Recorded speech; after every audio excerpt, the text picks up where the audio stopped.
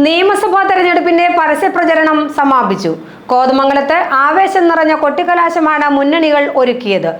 സംഘർഷം ഒഴിവാക്കാൻ പോലീസ് നിലയുറപ്പിച്ചിരുന്നു. ഇനി നിശബ്ദ പ്രചാരണത്തിനുള്ള മണിക്കൂറുകളാണ് അവശേഷിക്കുന്നത്. വ്യാഴാഴ്ചയാണ് വോട്ടെടുപ്പ്.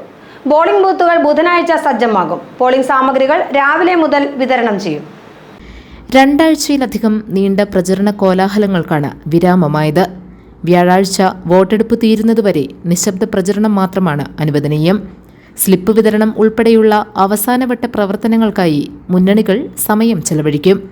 ചാഞ്ചാടി നിൽക്കുന്ന വോട്ടർമാരെ കണ്ടെത്തി ഒപ്പം നിർത്താനും എതിർപക്ഷത്തു നിന്ന് അനുകൂലമായി അടിയൊഴുക്ക് സൃഷ്ടിക്കാനുമുള്ള പരിശ്രമവും നടക്കും. പരമാവധി വോട്ടർമാരെയും സമൂഹത്തിൽ സ്വാധീനമുള്ളവരെയും നേരിൽ കണ്ട് പിന്തുണ ഉറപ്പാക്കാനാകും സ്ഥാനാർത്ഥികളുടെ ഓട്ടം. പ്രചരണ കോലാഹലങ്ങളില്ലെങ്കിലും ഇനിയുള്ള മണിക്കൂറുകളിലും നേതാക്കളും പ്രധാന പ്രവർത്തകരും സജീവമായിരിക്കും. വ്യാഴാഴ്ചയാണ് വോട്ടെടുപ്പ്. കോതമംഗലം നിയോജകമണ്ഡലത്തിൽ 191 ബൂത്തുകളാണുള്ളത്. ബുധനാഴ്ച വൈകുന്നേരത്തോടെ ബൂത്തുകൾ സജ്ജമാകും. ഓരോ ബൂത്തിലേക്കും നിയോഗിക്കപ്പെട്ടിട്ടുള്ള ഉദ്യോഗസ്ഥർ ബുധനാഴ്ച രാവിലെ മുതൽ പോളിംഗ് സാമഗ്രികൾ ഏറ്റുവാങ്ങും. കോതമംഗലത്ത് MA കോളേജ് ഓഡിറ്റോറിയത്തിൽ നിന്നാണ് പോളിംഗ് സാമഗ്രികൾ വിതരണം ചെയ്യുന്നത്.